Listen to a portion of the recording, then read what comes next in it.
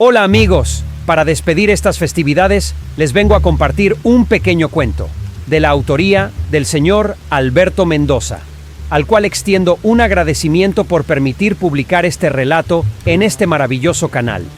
A su vez, espero que estas fiestas para ustedes hayan transcurrido de la mejor manera posible, en compañía de sus seres queridos. ¡Feliz inicio de año para todos! Antes de empezar, este contenido no es monetizado por la plataforma. Por lo tanto, si consideras que vale la pena, en la descripción y en el comentario fijado está la información sobre las formas de apoyar el proyecto. Muchas gracias y espero que lo disfrutes. Y tu tiempo se acabó. Por Alberto Mendoza. Melissa contemplaba al enorme pavo con ojos desorbitados. Es uno de los grandes, había dicho su padre días atrás, cuando lo recibió como un obsequio de Navidad para los empleados más destacados. Todos, especialmente la madre de Melissa, se habían sorprendido cuando la joven se había ofrecido a ser ella quien preparase el pavo para la cena navideña. No es que Meli no fuera una buena chica, ni hablar. Ella era una joven hogareña y sumisa hacia los deseos de sus padres. El hecho es que pocas semanas atrás la madre de Melissa le había obligado a terminar la relación con su novio, lo cual hubo creado conflictos más bien graves entre ellas. Meli tuvo que acatar calladamente la imposición de sus padres, y el asunto había, al menos eso parecía, llegado a feliz término.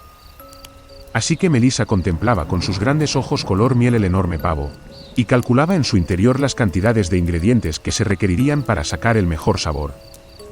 Ella se encargó de ir a conseguir cada ingrediente, de descongelar al pavo con antelación, de preparar el relleno, de inyectar el vino en la suave y fría carne, y finalmente de introducirlo al horno y cuidar el tiempo de cocción.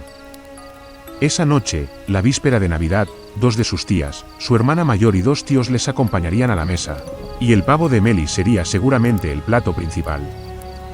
Melissa se duchó, se cambió de ropa y se arregló mientras el pavo aún se encontraba en el horno. Cerca de las 8 de la noche, tanto Meli como el pavo estaban listos para recibir a los invitados al banquete. En un momento en que los padres se encontraban atendiendo a las visitas, Meli entró calladamente a la cocina, sacó de uno de sus bolsillos un pequeño frasco de vidrio transparente, e inyectó el contenido del mismo en diferentes partes del pavo usando la jeringuilla que antes usó para inyectar el vino. Era hora de saber si los 4 años en la universidad estudiando ciencias químicas habían servido de algo. Cuando hubo terminado, fue a la salita de estar a recibir a sus invitados. Media hora después todos se encontraban sentados a la mesa, y Meli finalmente trajo el hermoso pavo que tenía un gran lugar reservado en el centro de la mesa. La madre de Melissa se veía especialmente alegre, puesto que creía que las asperezas entre ella y su hija finalmente se habían terminado. No es que ella no amara a Melissa, pero ese idiota que ella había aceptado como novio simplemente no encajaba con el ideal que ella misma tenía respecto al hombre que debía estar junto a su hija. Melissa y sus estúpidos sentimientos no debían ser una piedra más en el camino de su ascenso social. Además, Melissa era joven e inexperta ante los ojos de su madre. Ella lo comprenderá con el tiempo, pensaba la madre de Melissa para sus adentros. Por el momento el imbécil que había sido novio de su hija se había largado para siempre, y las cosas entre ellas parecían ir mejor. No podía pedirse más. Meli tomó los platos, y sirvió una gran pieza de carne a cada uno de los convidados al festín. Finalmente ella se sirvió a sí misma una gran pieza del enorme animal. Ella iba a empezar a comer, cuando súbitamente recordó que no le había llamado a Carla, su mejor amiga, así que Meli se dirigió a su habitación para hacer la llamada en lo que los demás comenzaban a degustarla deliciosa y suave carne. Pero no hubo ninguna llamada en el cuarto de la joven. Por el contrario, ella se sentó al borde de la cama, y se puso a escuchar con frenética atención. Al principio escuchaba las risas, los comentarios y la cháchara típica de estas fiestas, pero poco a poco el silencio se apoderó con firmes y gélidas manos de ese lugar.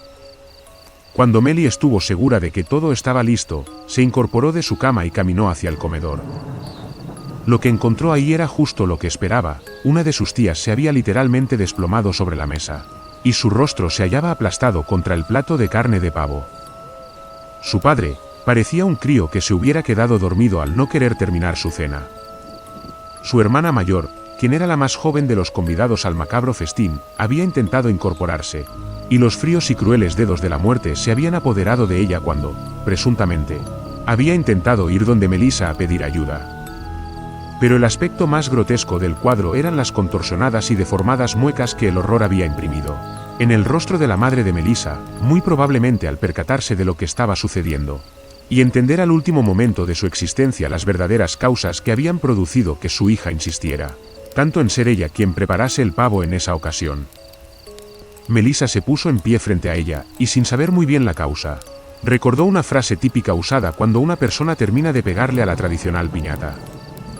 Así que la joven sonrió tétricamente, y con su suave voz dijo a ese cuerpo inerte de horribles y contorsionadas facciones, «Y tu tiempo se acabó». Luego Melly observó fríamente al resto de cuerpos carentes de vida. Ningún pensamiento cruzaba su mente, solo la idea de que la ofrenda estaba lista. La ofrenda para los dioses o demonios olvidados. El sacrificio para Baal, conocido en tiempos romanos como Saturno, o Cronos para los griegos. El verdadero dueño de estas fiestas había sido honrado por una joven, sin que ella ni siquiera se enterase. Luego, Melly caminó hacia la puerta, y con pasos lentos y pausados salió de la casa sin mirar atrás.